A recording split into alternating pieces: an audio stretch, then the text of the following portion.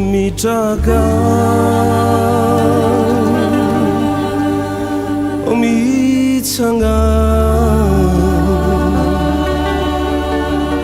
miazava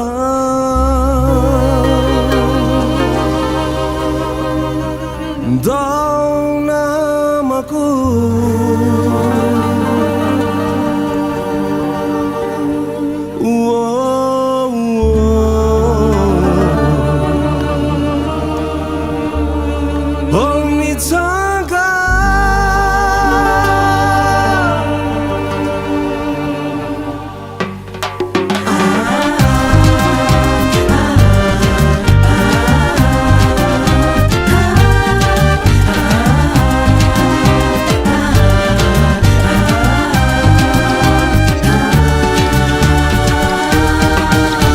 mitsangana mitraka aza milavo le fona valim-piakara-pidinana zany ny fiainana ny ampity tsy fantatrao lay maraina avao andao andao mitsangany anao de ny raha tsy vitanao mandehana ny beba fantantsary anao tsy tanteraka namako aza mempotra tsony anao ny tompongety anao andao andao mbola hoaisanao ilazao miavanao ambarao aminamana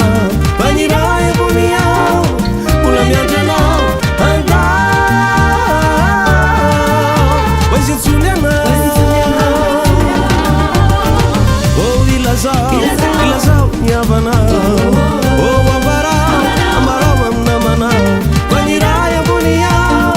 mbola miandranao andao